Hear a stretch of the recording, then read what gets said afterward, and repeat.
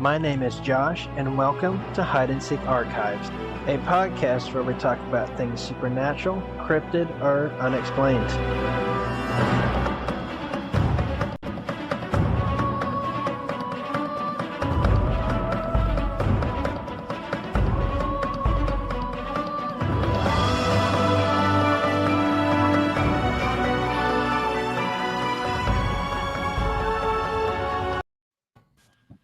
And we are live. Today we've got Ken Gerhard. How are you doing, Ken? I'm doing great, guys. How are you this evening? I'm a little tired. I've been busy with work. Had to rush home today. COVID's got. I work for FedEx. It's got us pretty busy. Oh, wow, I bet. Well, thanks for having me on. It's an honor and a pleasure to be here with you. It's an honor. Yeah, absolutely. Absolutely. I was excited about this. So Ken, I know one question I'd like to ask is what got you into the subject?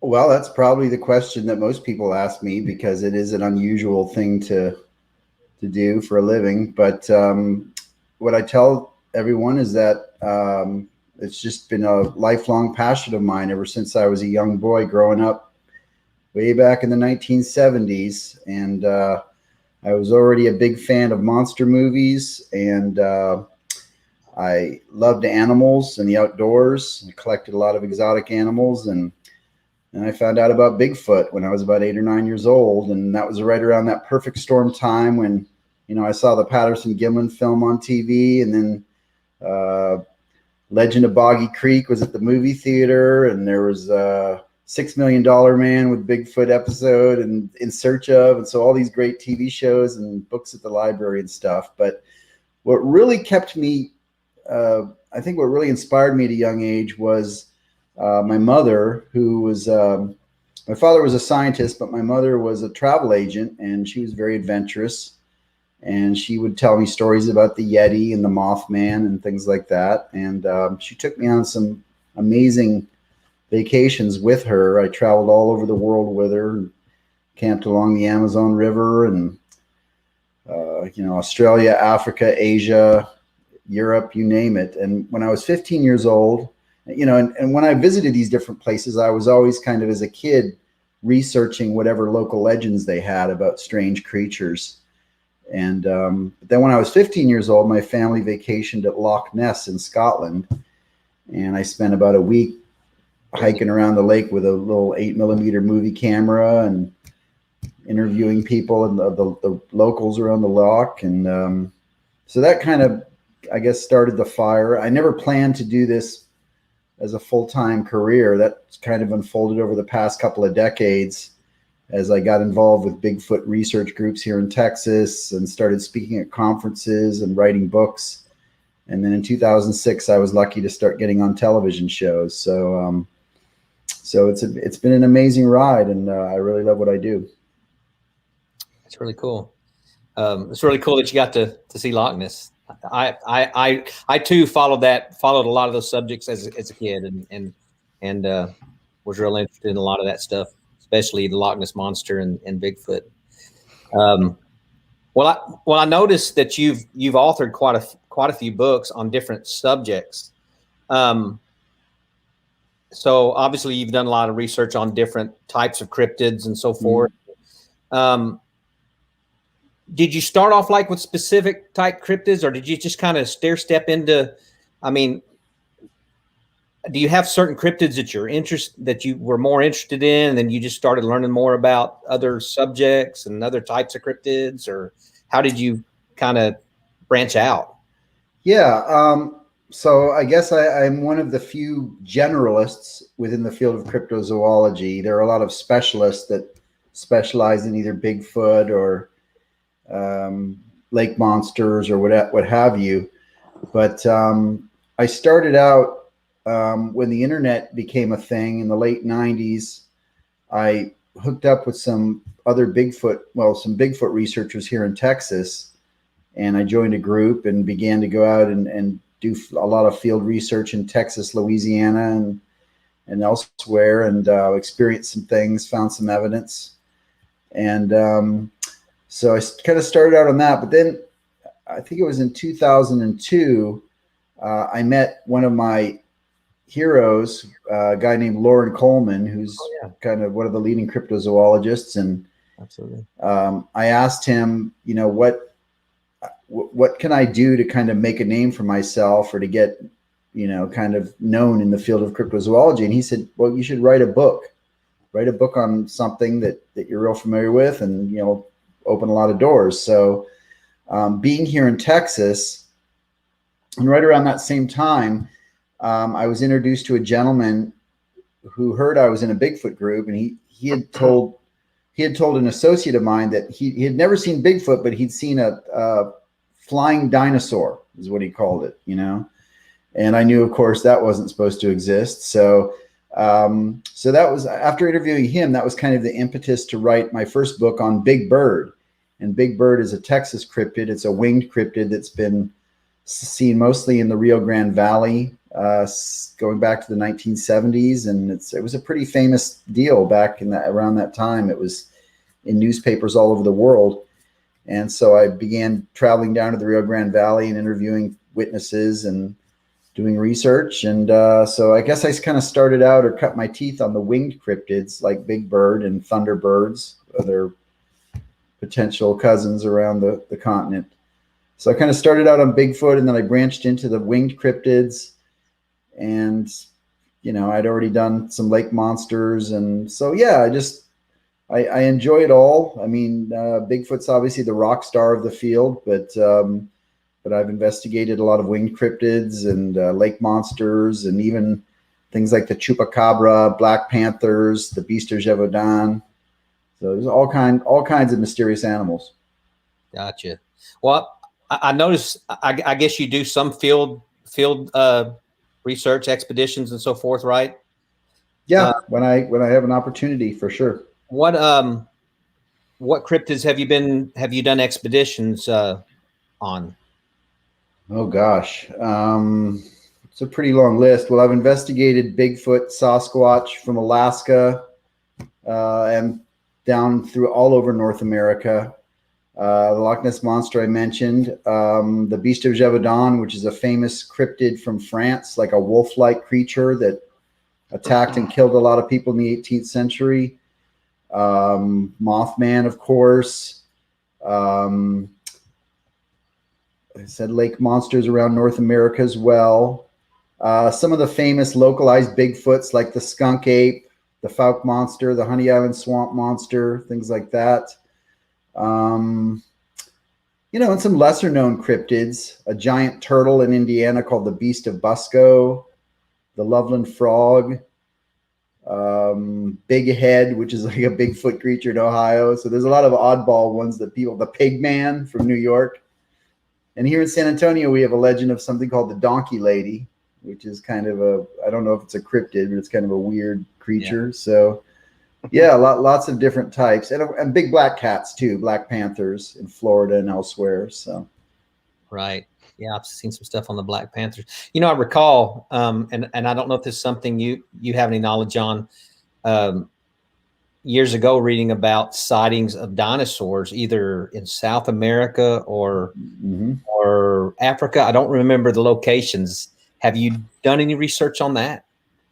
No, I really actually haven't done any on those, but you're right. The most famous of those is something called Mokele Mbembe, or the Chipukwe, which has been reported from Africa, from the Congo. I have friends and colleagues, a few that have gone out there and looked for that. It's supposed to be like a sauropod kind of dinosaur, like an Apatosaurus, lives deep in the swamp. And then there also have been dinosaur sightings from South America, I think in Venezuela, perhaps.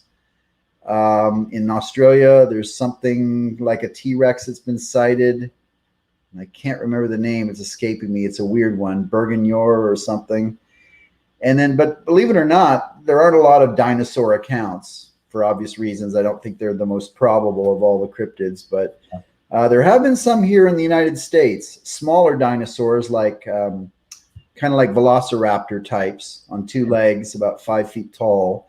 And they've been reported from Colorado and New Mexico, where they're called river dinosaurs or river dinos. And then here in Texas, they're called mountain boomers, and they've been reported out in Big Bend National Park. And even recently, some sightings that I wrote about, and I interviewed a witness down in Hebronville and Falfurrias, which is due south of San Antonio, closer to the Mexican border. And all those people said they saw these like upright lizards, but they were like real tall, like 5 feet tall. Well, there are no lizards that tall. Some lizards can get on their hind legs and book it, but they're usually small little things. So not a lot of dinosaur accounts out there. Now, people have often asked me if I wanted to go look for the Mokele Mbembe in Africa, and if having followed other investigators and colleagues that have gone out there, that's a pretty dangerous trip. And not just because you're out in the middle of the Congo, but it's a lawless place. There are a lot of people with guns, and there's not a lot of police or law enforcement, and there's a lot of disease. I have colleagues that have gone out there and gotten malaria or dengue fever or trench foot infections. It's a pretty treacherous thing. Yeah, that's fascinating about the dinosaurs. Out of all the field research you've done, have you had any encounters you could share with us, or of any of specific cryptids? I've never seen a cryptid, but I'm convinced that I've heard Bigfoot vocalize a few times, and I've also found evidence. But the most intense encounter that I had, which I write about in my book, The Essential Guide to Bigfoot, occurred on August 18th, 2003 at Cottonwood Lake in North Texas, close to the Oklahoma border. Okay. And I was with some other investigators, Chester Moore and a couple other Bigfoot investigators here in Texas. And we were at this remote lake where we'd heard there had been recent Bigfoot sightings. And right after dark, we heard something grunting at us. It was about 40 yards away in heavy brush. We couldn't see it. And I recorded it. I had a little camcorder going, and it sounded like really loud and deep, and it was like an ape. I mean, it was like a grunting ape is the best way I can describe it. And we all looked at each other and were instantly like, dropping F-bombs, like, what is that, And so we couldn't see it. We couldn't flush it out of the brush, which we tried. We were, pretty nervous, but we got up to a higher vantage point on top of a levee, and we shined a spotlight down, and we did see some eye shine, yellowish green eye shine, looked pretty high off the ground. And then we set up camp, and throughout the course of the night, there were these moaning sounds coming across the lake that were really eerie. And I would call out to it, and it would answer back and stuff. And then the next morning, we finally made our way through this thick brush where we'd heard these sounds, and we found some footprints. They were human-like, very deep in the sand. And this was on a beach. And we also found, and I have photos of some turtle shells, big turtle shells that had been literally ripped in half and torn in two and thrown on the ground together. So there was no remains of the turtle, just the shells. And so that was pretty mind-blowing, because there's having owned many turtles, kept turtles throughout my life. I mean, how, it's like a rock. I mean, you're not going to just rip that shell apart. So anyways, that was the most convincing experience that I've had. And I've also heard at other locations, I've heard like tree knocks and whooping sounds and, bipedal footsteps a couple of times. So, but that's over years and years of research. So I guess I haven't been as lucky. I know other Bigfoot researchers, and, not to question anyone's integrity, but I'm always skeptical. I have colleagues that say, oh yeah, I've had 12 sightings. I've had 8, or it's like, well, maybe I'm just unlucky, but I don't see how some researchers are having so many sightings, but some are, or claim to be. Right. I understand. Well, it's funny you mentioned the ape grunt. I heard the same thing about 8 months ago in Sam Houston National Forest. Oh, okay. Yeah. Just like a gorilla grunting, very close. I have a foot cast from Sam Houston National Forest. Oh, do you? You want to see it? Absolutely. It's right up here. Hold on, take my headphones up.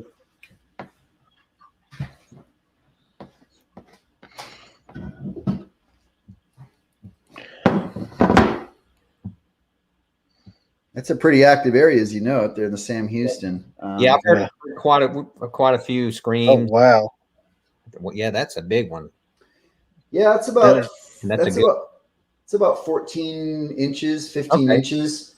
This was cast in 2001 by a Bigfoot researcher named Rand Trusty, and it's one of the better Bigfoot tracks I've seen in Texas, at least. I mean, you can see the toe definition and stuff, and fits the basic morphology.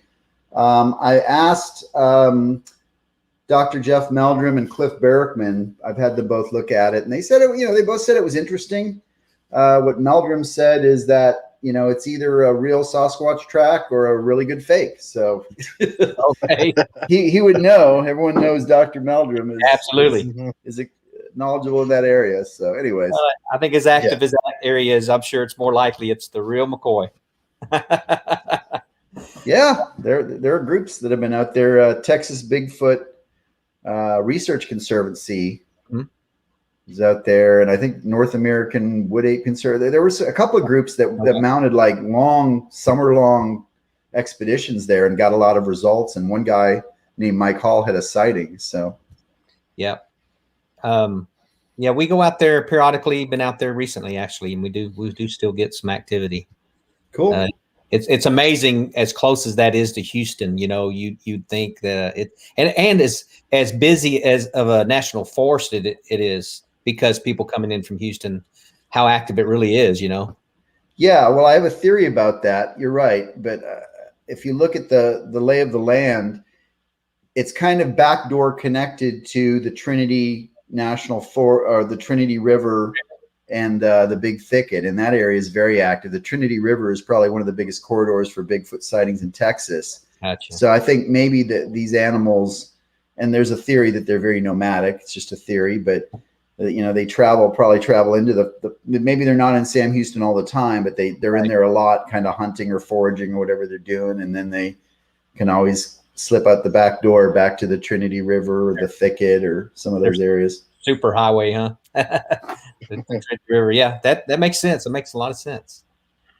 Yeah, good stuff. How many casts do you have? Oh, I don't have very many. Maybe I'm looking at the wall here, a dozen. And they're all like secondhand copies of most of the famous, like the Patterson Gimlin tracks, the Grays Harbor, the Bossberg Cripple. I've got one by Peter Byrne, one by Bob Titmus, and one from Pennsylvania. So I don't have. Meldrum and Cliff Berkman are definitely the two leading guys now in terms of studying footprint evidence, and I think both of those guys have close to 300. Yeah. So, you mentioned Peter Byrne. I wrote him a letter when I was in elementary school because I followed the subject back then, and I got a response from him. Super nice guy. Yeah, he is. I still email him sometimes. He just turned 94 not too long ago. Wow. And he sent me an email with a picture, and that's looking good, Peter. He is. Looks darn good that's a tough guy. What a lot of people don't realize about Peter Byrne, and of course we all saw him on TV shows growing up, In Search of, and some of those documentaries. He searched for the Yeti first before Bigfoot, of course. And he's Irish, British, fought in World War II. And then he became a tea farmer in India. And then he became a hunting guide to hunting tigers and things in India. And now he's a conservationist. But anyways, he started searching for the Yeti back in the 1950s. And of course, a guy named Tom Slick from San Antonio, where I live, funded his expeditions. But Peter and his brother Brian searched for the Yeti for like 3 years in the Himalaya mountains of Asia, very rough terrain, and they lived in a cave. So I always point that out to Bigfoot researchers now that think they're kind of big and tough and bad. I'm like, dude, would you live in a cave in the Himalaya mountains for 3 years, like sleeping on, whatever? That's dedication. So yeah, absolutely. Yeah, it is. Wow. Yeah, that's fascinating. Do you have any expeditions that are coming up or anything that you will be researching? Actually, in 2 months, glad you asked. 2 months, I'm heading out with a team from Texas and Oklahoma to Northern California. And we're going to be camped at the near the Patterson-Gimlin Bigfoot film site, but we're not looking for Bigfoot. We're actually searching for evidence of giant salamanders. Salamanders, of course, are amphibians, the largest amphibians in the world. The largest known species are the Japanese and Chinese giant salamanders, the cryptobranchs, which can be like 5 feet long. Wow. But there have been reports, and it's in Bigfoot literature. It's kind of like the mystery within the mystery. But if you read a lot of old Bigfoot books by John Green and others, you hear these stories about these giant salamanders. And in fact, Tom Slick spent some resources trying to find those. While his team was out looking for Bigfoot, the Pacific Northwest expedition, he'd tell them, oh, and look for giant salamanders too. But the reports from that area are of salamanders like the same size as the Japanese and Chinese giants, about 5 feet long, huge. And there are Native American traditions about them as well.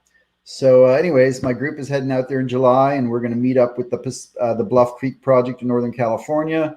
And we're all being sponsored by the Lauren Coleman's International Cryptozoology Museum. But we're going to try to find evidence for these giant salamanders if they exist out there. That's cool. That sounds exciting.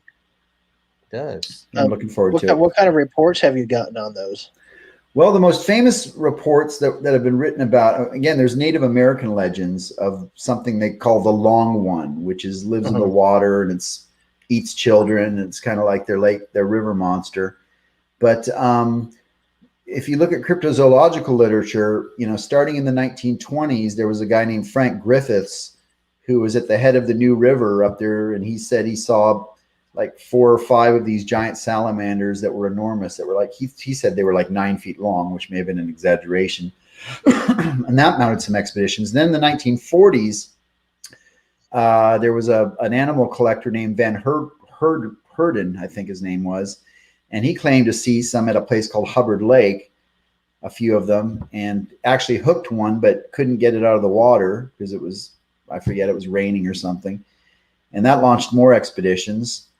And there have been subsequent sightings and expeditions throughout the 40s, 50s, none super recent that I know of. Now, again, the Bluff Creek Project, they live up there, and they probably have some more recent sightings. But it's a pretty remote area, and these salamanders, they live in cold, fast-running rivers and streams, and they live under rocks, and they look like rocks, really. I mean, they're kind of camouflaged. Yeah. So, I mean, it's conceivable that these things could be hidden up there in some of these areas. Interesting. Let me ask you this: have you done a lot of research on Dogman? Not so much. I did organize a Dogman conference back in 2016. It's the only conference I ever put together up in Ohio. And I had Linda Godfrey and David Weatherly, Nick Redfern and John Tenney, and, Stan Gordon, a lot of people that had investigated Dogman, and we got together and talked about it. And we had it at a place called Defiance, Ohio, which had a Dogman, some Dogman sightings in 1972. And I've been to the Beast of Bray Road. I've investigated up in Wisconsin, and a few Dogman sightings in Texas and elsewhere. Not too many, but I have colleagues that I work with that are very active in that area, and so I mean there are a lot of people investigating that at the moment. But no, I haven't spent a lot of time and resources, and it's not because I don't like Dogman per se.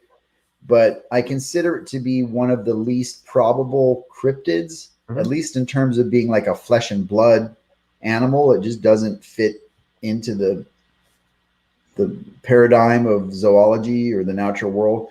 But, for your listeners that are interested in the paranormal, and that's not my field necessarily, but I think that if the Dogman exists, then what people are seeing is something supernatural or metaphysical, that's something that it has a physical presence, but, it's not evolved on this planet. Now, some people like to say that that's quote unquote interdimensional. Some people call it demonic.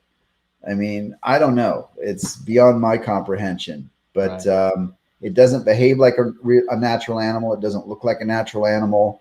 And there are a lot of associated weird things that happen to Dogman witnesses. They don't just see Dogman, but they see like a weird green mist or Sometimes they have other haunting, like what do they call it in the paranormal field? Attachments. Oh, Where like yeah. they go home after a sighting and all kinds of weird stuff starts happening to them. So Right. I don't know. That's my view on Dogman. I think it's something metaphysical. And so I don't feel like I have a strong chance of finding evidence of it. So I guess that's why I don't investigate it much. Have you done a lot of research in West Virginia? Just the Mothman. Just the Mothman? Yeah, which is again a paranormal, but go ahead. Yeah.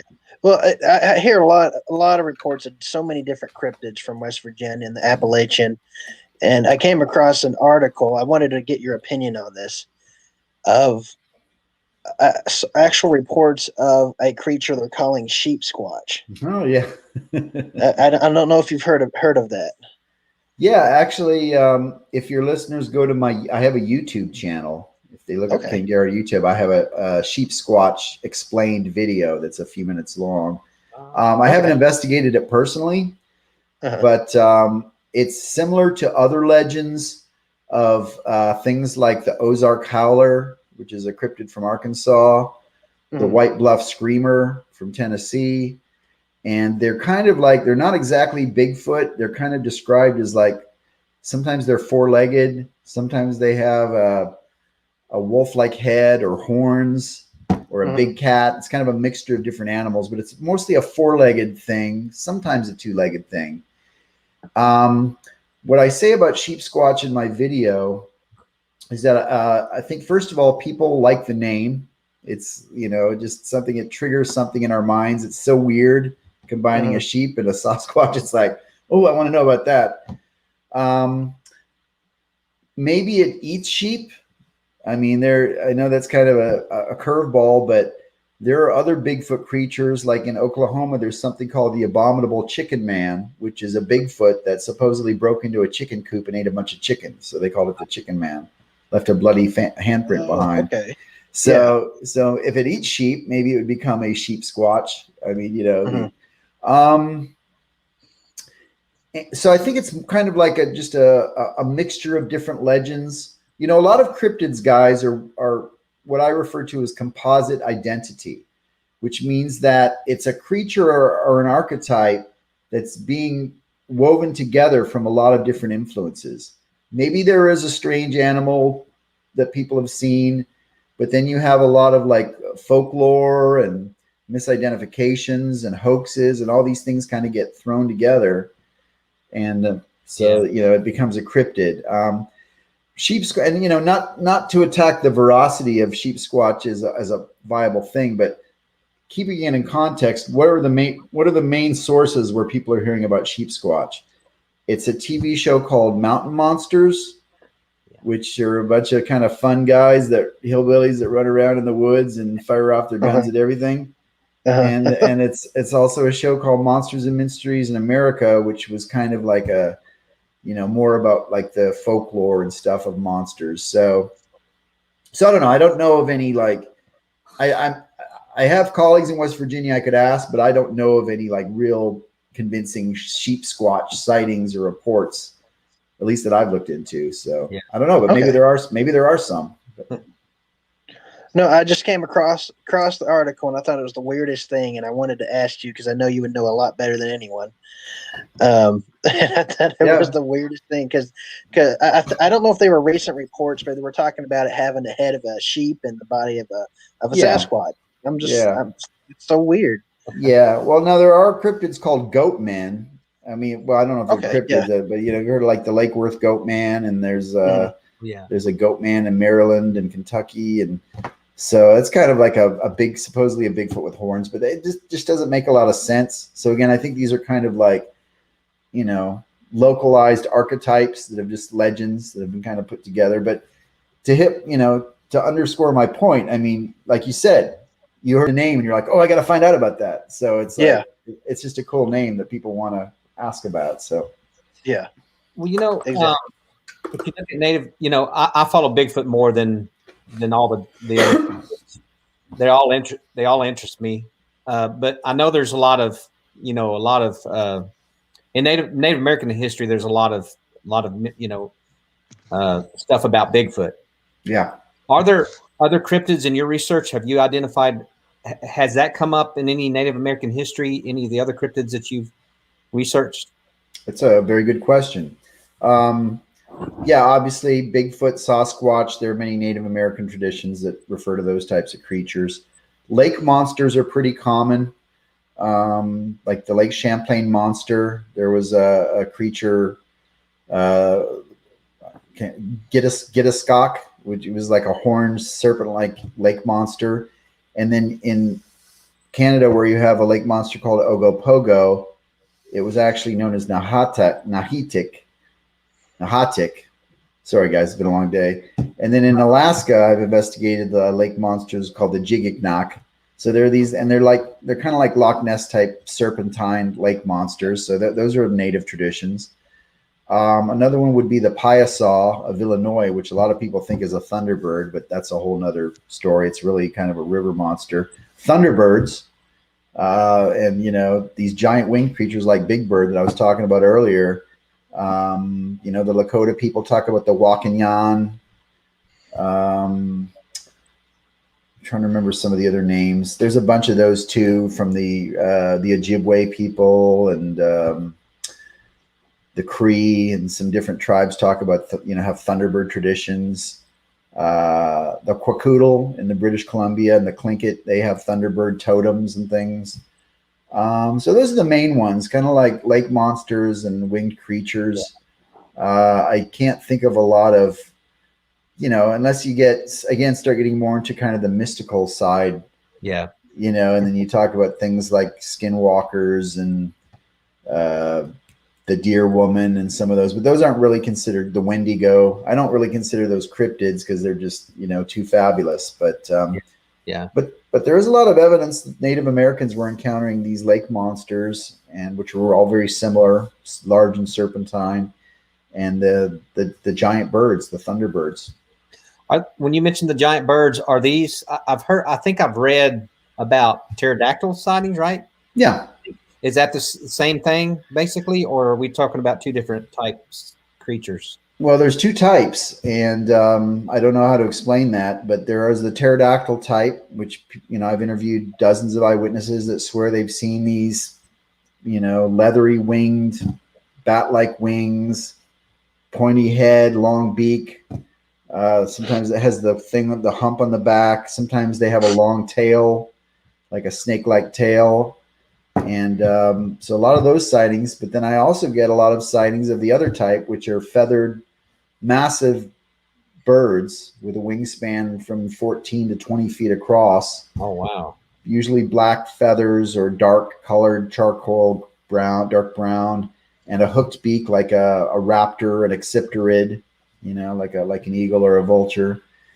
So I don't know. It seems improbable that you'd have even one type of giant winged creature out there, but there are two types that are reported, and I don't know how to explain that. Now, one interesting thing is I have them mapped.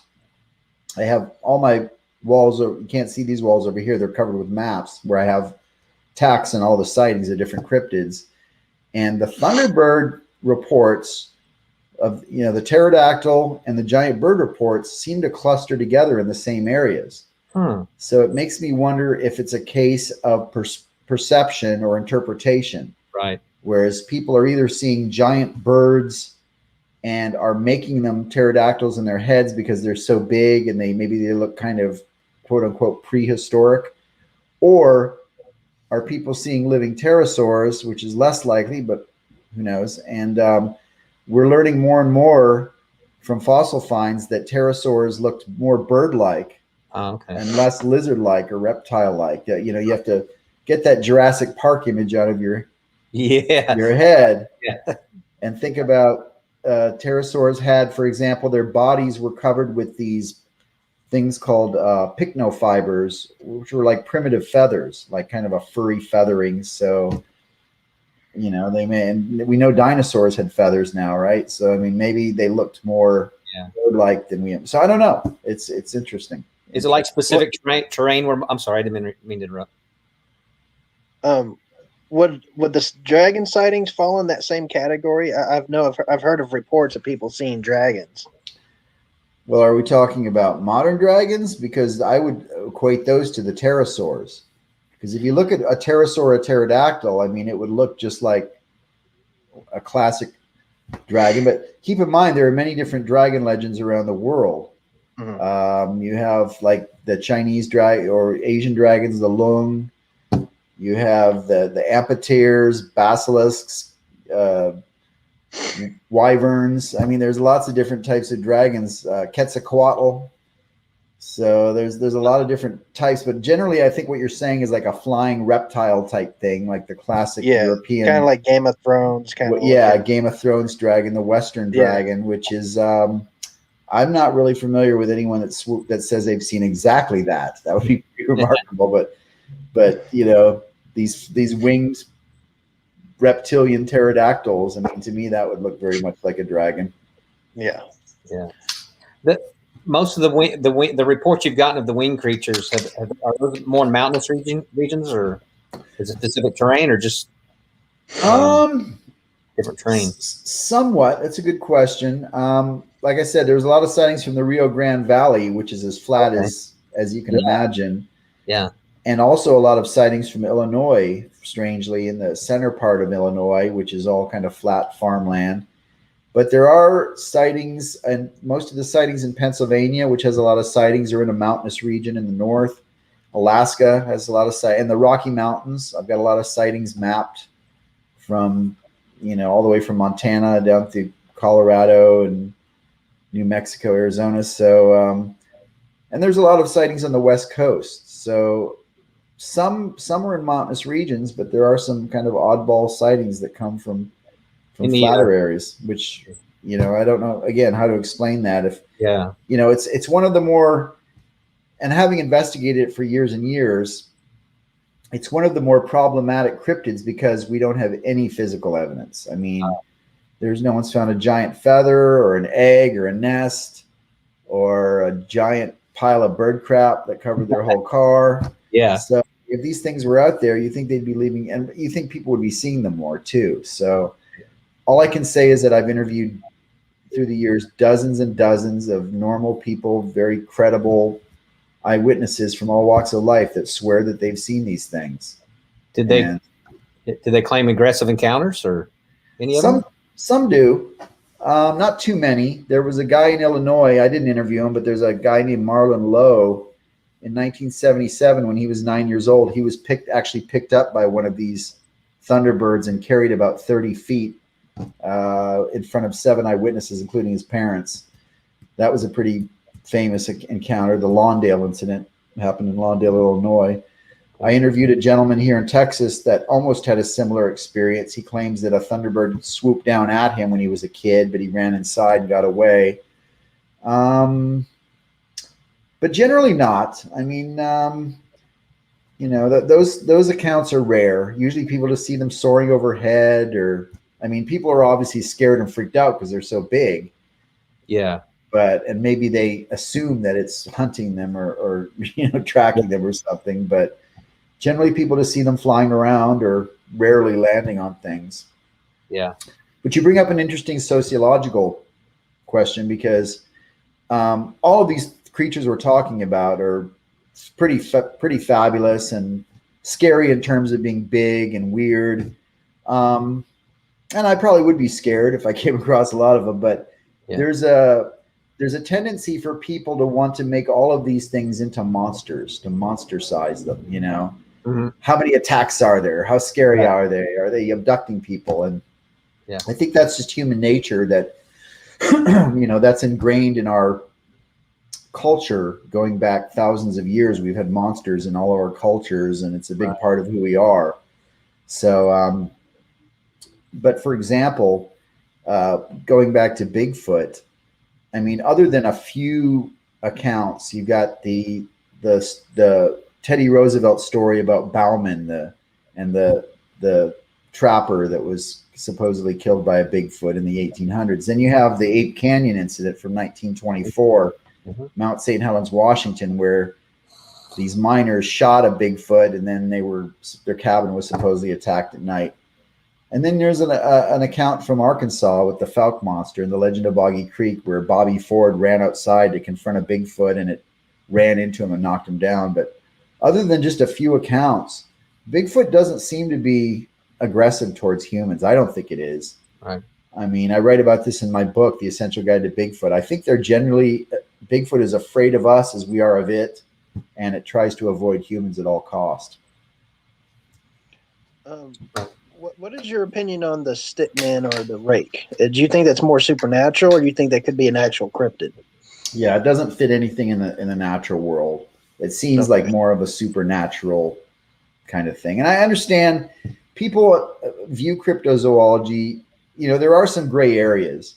Traditional cryptozoology is really about zoology, which means that we're looking for animals that have not been discovered by science. Yeah. And Bigfoot fits that mold. So does Loch Ness Monster and other lake monsters. So do thunderbirds if they exist, and big cats, black panthers, so a few, Mokele and Bembe. But when you talk about things like Dogman, Mothman, rakes, Wendigo, I mean, all of those things, they're not animals. So they seem to be, if they exist, and I'm not saying they don't, they would definitely be metaphysical or supernatural paranormal phenomenon, things that look like creatures, but they're not of this earth. Okay. You mentioned the Black Panther, and it made me think. I was out over the weekend. I was out on the edge of the big thicket on the private property. We were doing some research out there, and the lady that owns the property, her husband said that they had sighted a black cat on that property. Yeah, there are a lot of sightings out that way. Yeah. What's your opinion as to what type of cat they are, or do you have an opinion? Yeah, I actually have an opinion, and I also have a video on my YouTube channel about them. But okay, going back, composite identity. So I think the Black Panther phenomenon as a whole is a mixture of different things. A lot of them are probably misidentifications of known animals, particularly in like fleeting glimpses and poor lighting. So, for example, their mountain lions are always brown or grayish brown. There's no documented example of a brown or a black mountain lion ever. Doesn't mean it's impossible, but there's been no evidence of that in their genetic makeup. And I'm talking about pumas, right? Puma concolor, also known as mountain lions, cougars, panthers, painters. There have been no examples of black versions of those, even though we know they're all over North America. Mm-hmm. People might be seeing those in poor lighting and thinking they're black. So that's one example. People might be seeing black bobcats. There are black bobcats. They're very rare, but you can see those out there. Okay. People are sometimes misidentifying black dogs like Labradors, or even like, black cattle or calves can look at it when they're lanky and stuff. So those are the common misinterpretations. If there's an actual animal involved, there's a couple of interesting theories. One is that there are, in fact, black mountain lions, but we've just never scientifically seen that before, but they're out there. Another possibility is that these are escaped animals that have either gotten away from zoos or animal collections, and usually like black leopards, maybe black jaguars, and those are running around in the wild, and maybe even breeding at some point. And then the less likely theory, which is still interesting, is that jaguars, if you guys knew, we used to have jaguars here in Texas up until 1948. They were native to parts of South Texas and native to other parts of North America centuries ago. Jaguars can be black. About 11% of the population, I think, of jaguars are melanistic or black or carry that gene. So maybe it's possible that some black or melanistic jaguars have migrated up from Mexico into parts of North America. Oh, okay. So it's a complex mystery, and I don't think people realize that black panthers, as they're commonly called, are not supposed to exist. And in fact, whenever I put this out there, I guarantee you, I'll hear from like a handful of people now. They're like, I've seen one of those. a lot of people have seen these Black Panthers, but it's not like Bigfoot where people immediately think, oh God, I can't tell anyone about this. They'll think I'm nuts, or I don't know if I should tell anyone about this. People see Black Panthers and it's just like, oh wow, that was weird. Remember that time we saw that Black Panther? Yeah. But they don't think of it like Bigfoot, like it's a real mystery. They just think it's out there and it's just something weird. But yeah, that makes sense. Oh, I'm sorry, I didn't mean to interrupt. No, I was saying the sightings are common. There are thousands and thousands of Black Panther sightings all over North America. Yeah, and they're not supposed to be here. Yeah, and I think I've talked to a couple other people that told me they had, deer hunters and stuff. I've seen them as well. Yeah, but I see what you mean. I mean, I wouldn't if I was out deer hunting, and I saw something like that. I don't think I would have. If I didn't know any better, I don't think I would have thought anything really spectacular about it. Other than it was kind of cool to see a black wildcat. That's the way I would look at it. Exactly. I like seeing a Bigfoot. I do got a question. Besides Bigfoot, what other cryptid have you found that's had a lot of good evidence attached to it? Well, I haven't found any of them technically, Josh. That's why I'm still looking. But I know what you mean. Yeah. Bigfoot has a lot of evidence. I mean, when you combine all of the thousands of eyewitness sightings, the footprint evidence, the Patterson-Gimlin film, the Native American traditions, the fossil history, to me, it's a pretty compelling case. I think you could say similar things about lake monsters and river monsters, the Loch Ness Monster, which I think is this. And my new book is called The Essential Guide to the Loch Ness Monster and Other Aquatic Cryptids, just came out. And it's on Amazon. And it talks about the Loch Ness Monster, Nessie. And I'm pretty sure, based on the eyewitness descriptions, that it's the same cryptid that's been reported in other lakes around the world, including Lake Champlain, Champ, Ogopogo in Canada, lake monsters in Iceland, Scandinavia, Ireland, Russia, Japan. They're all in similar types of lakes, and they all look the same. And they've also been reported in the ocean, where they've been called sea serpents. But there's a lot of evidence in terms of eyewitness sightings and sonar evidence, a lot of sonar contacts with large animate objects in these lakes. Right. And some films, you've got like some compelling films of lake monsters in some places. So I think that's a pretty strong body of evidence. Do you think, I know I've seen some stuff regarding Nessie being related to a plesiosaur. Do you feel that that's the case, or do you think it's something else? No, I don't think it's a plesiosaur. I don't think these animals are plesiosaurs, which are, of course, long-necked, small-headed, prehistoric swimming reptiles. And the reasons are, first of all, the image that people have of the long neck poking out of the water with the small head attached, like that, that's only about 15% of eyewitness sightings of Nessie and other lake monsters. They're very rare. Okay. What most people see are big humps that are moving through the water, big smooth humps that are like 20 feet long, and they always are vertically undulating up and down as they swim, these humps. Oh, okay. And people describe the skin as very smooth and whale-like. So based on all of that, and I talk about this in my new book, The Essential Guide to the Loch Ness Monster, I think one of the candidates we have to consider are prehistoric snake-like whales known as archaeocetes or basilosaurs that were an early stage in whale evolution going back about 40 million years ago to the Eocene. You had these long serpentine whales that were like 40 to 60 feet long.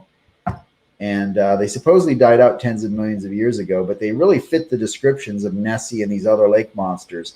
And the reason I think that they really trump the plesiosaur theory is that their whales, of course, are warm-blooded, right? They're mammals. They're endotherms. They're endothermic. Plesiosaurs may have been warm-blooded, but we think they're probably, like all reptiles, they're cold-blooded or ectotherm. So most of the lakes where these monsters are reported, like Loch Ness, are very cold lakes. The water's like 40 degrees or something like that. I see. 40. So reptiles would not do well in cold water like that. But whales like cold water. They do fine in cold water. And Also, the up and down movement, that's a mammalian feature. Aquatic mammals like otters and seals and things go up and down. Fish and reptiles go side to side or horizontally. So the fact that so many witnesses describe these things as moving up and down, the smooth skin humps. Some people have described the tail as looking like a whale's tail, like a fluke. So, I mean, all of this stuff to me, and I don't know, it's all speculation. Sure. But I think a stronger candidate to explain these lake monsters are these ancient snake-like whales and not plesiosaurs. Gotcha. Interesting. That is very interesting.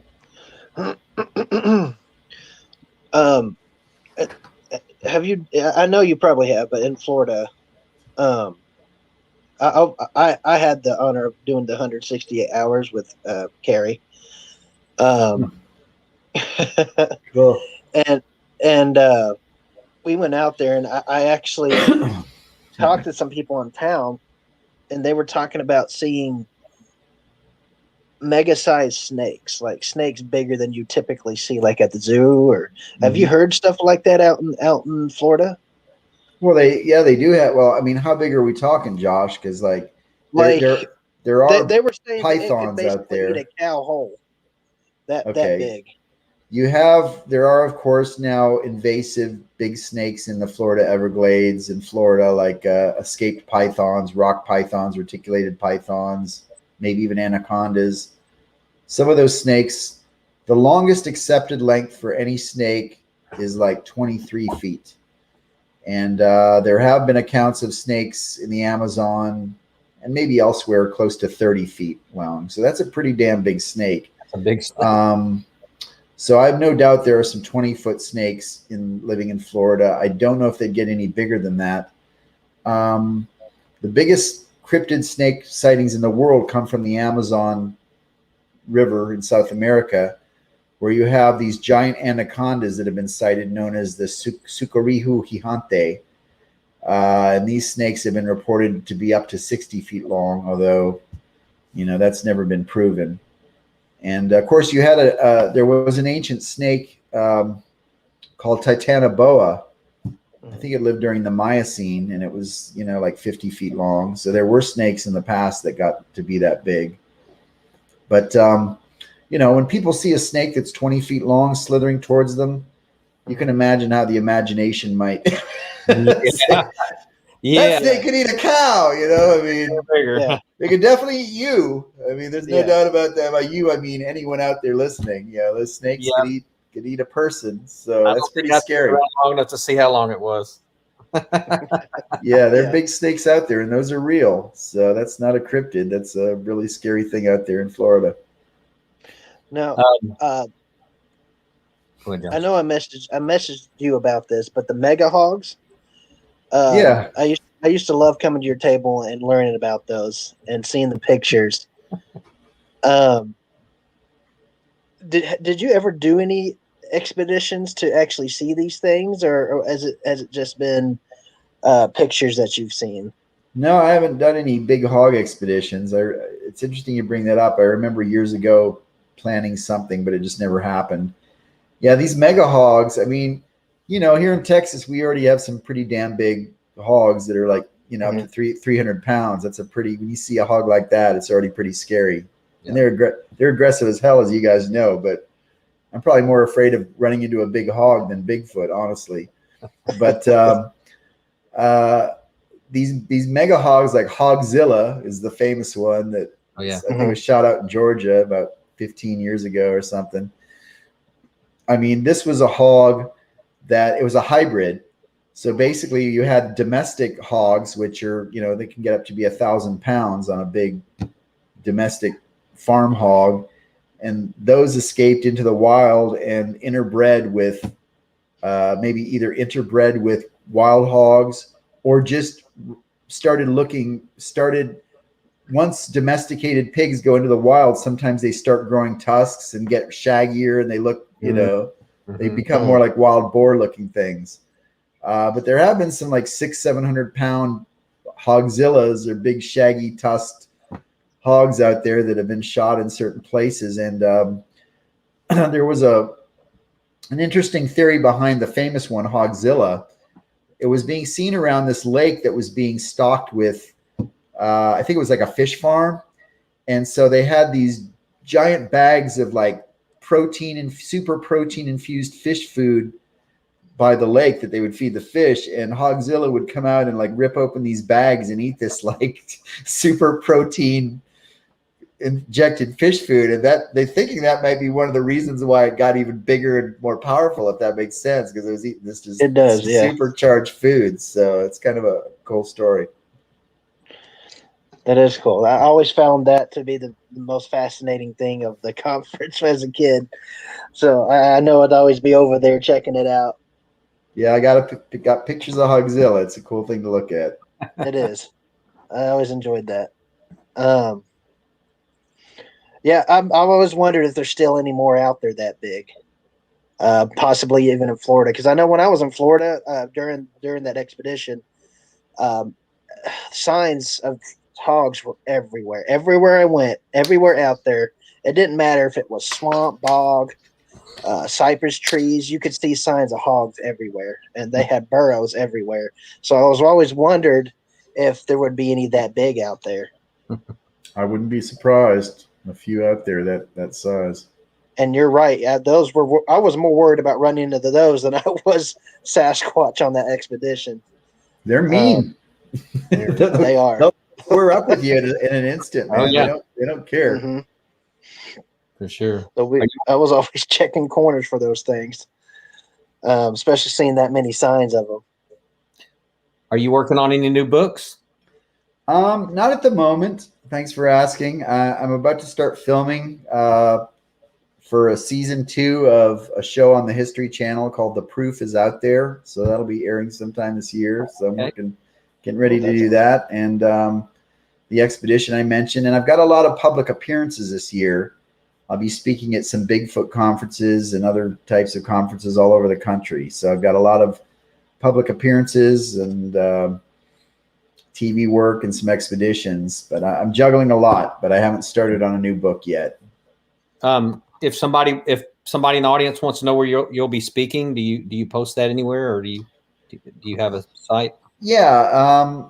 I've been posting my calendar, my schedule on Facebook, so people can find me on Facebook, and it's up there, but I should put it up on my website. I do have a website, kengerhard.com, and I'll try to update that. It's a little bit lagging behind because I'm so busy, but people can find me or find out about what I'm up to on Facebook. I'm on Twitter, Instagram. Please check out my YouTube channel if you want to find out about Black Panthers and Sheepsquatch, and check out my Amazon page if you want to check out my books. Okay. So if they want to order a book, they can order from the Amazon page. Yeah, they're on Amazon, and people sometimes they want signed books, and I sell those directly. So if someone messages me on social media, I'm happy to sell them a signed, autographed book directly if that's what they prefer. Okay, great.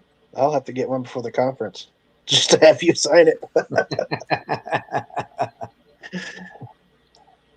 But yeah, I'll always have books at the conferences. I'll always have books with me too. Oh, okay. Well, there you go. It's a lot easier. Yeah.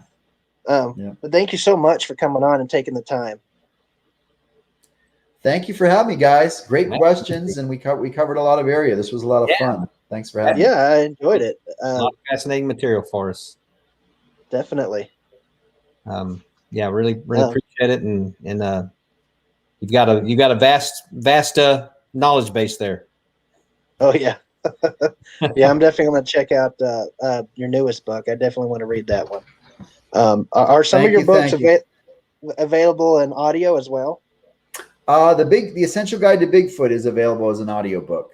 People can find that. I think the website is Audible, but maybe it's probably connected through Kindle. But it's the only one I've done so far. But maybe we'll get some more of them in that format at some point. Right. All right. Well, we would love to have you on again sometime. Sounds I'll good. definitely have a lot more questions for you, but thank you again. Thank you, guys, and thanks to everyone who listened in. I hope everyone out there is staying safe and feeling well. Absolutely. Thank you, Ken. Thanks, guys. Good night. Good night. Have a great. My name is Josh, and welcome to Hide and Seek Archives, a podcast where we talk about things supernatural, cryptid, or unexplained.